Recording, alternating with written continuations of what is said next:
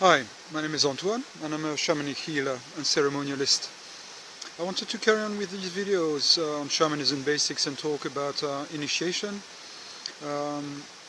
and apprenticeship in shamanic and animistic traditions. When we're talking about shamanistic traditions around the world and some animistic traditions, in many cases the healer has undergone a very profound crisis, transpersonal crisis, in which he has been extremely ill, usually ill also on some levels of the psyche. You could call it mental illness, but it's not exactly that. It's certainly a form of illness of the structures of the psyche. In that sense,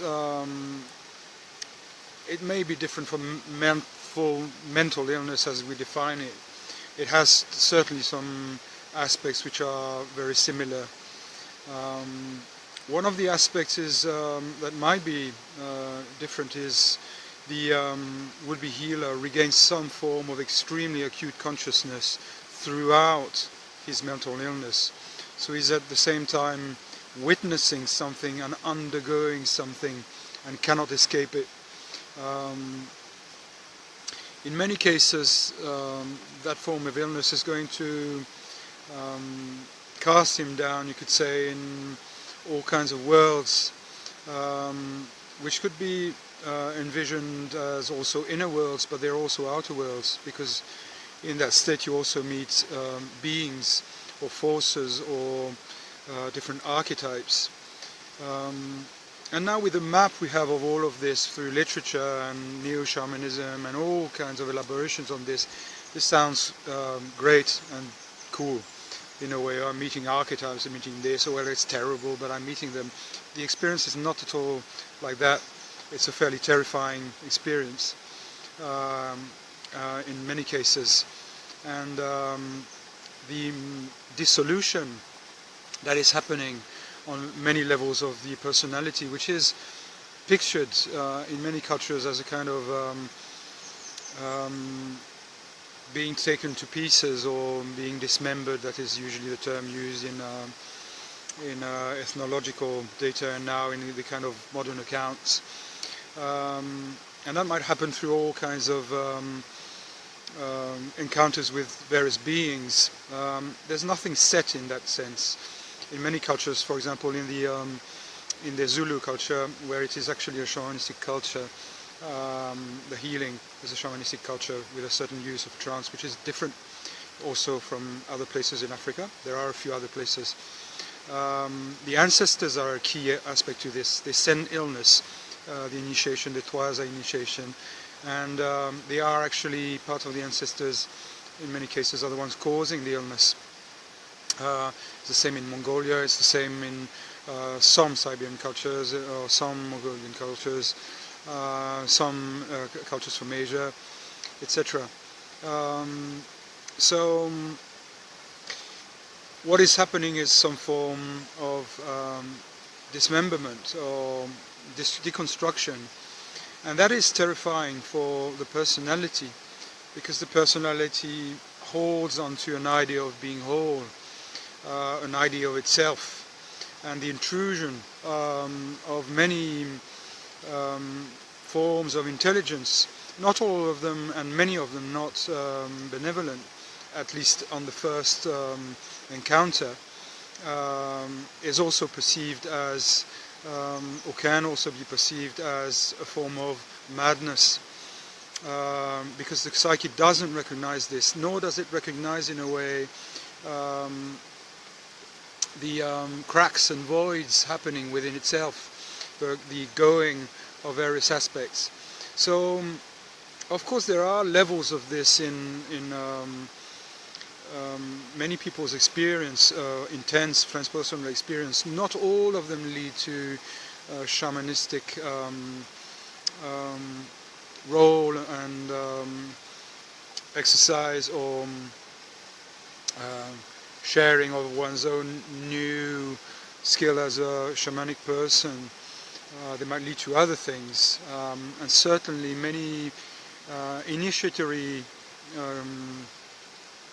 experiences, profound, deep ones, not imagined ones, lead to people sharing something different with the world. Maybe they're transforming their lives completely, maybe through certain encounters with death. They might want to help people with the process of dying, or enlighten people on what they've learned, and help families, for example, with the process of dying. It's not necessarily a shamanic role. I think that's very important also, that through the kind of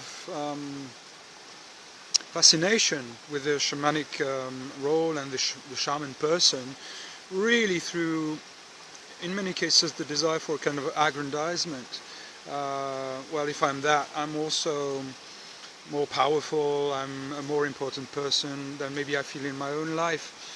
I think through this fascination, I think there might be both frustration for people who don't really have that path. It has to be known that in most cultures, if not all cultures, this role is rejected in as strongly as they can by the would-be initiate. It's not something to be desired, really. So that indicates there is something really, really, really difficult. And coming back to this fascination, I think also the downside of fascinating on the shaman person or shamanistic person is you might completely miss what your vocation is. If you've had a transpersonal experience, it might be completely different. You might be a mediator with other beings. You might be a mediator with nature. You might be someone who's really skilled at divination, and not necessarily at shamanic healing. But if you develop that divination to a great and deep extent, then you might be an incredible divinatory person. You might be led to work with animals. You might be led to work in ecological work from a transpersonal point of view, from that relationship you've had with the beings of nature. You might be a healer in some other way and capacity than using trance in that way with spirit allies, or you might work with spirit allies in a completely different way. This has to be considered. And I think many people, when fascinated with this and kind of fixated on this, because of, I think, really the opposite of really what the shamanic experience is, which is to deconstruct your egoistic personality in many cases, and also make you sensitive to extreme suffering so you can heal afterwards. I think through that some people really, really miss their gift, which might be to work in slightly or completely different ways. And I've known this to happen many times, and even people undergoing a shamanic apprenticeship and thinking, well, this is too hard, I'm giving up everything, and that's missing the point, I think. You could learn a lot about yourself through clarifying all those personality aspects and diving deeply into your own shadow. That is not lost at all. You could use it in the way you meant to use it. I'll come back with another part to this video. I hope this is helpful.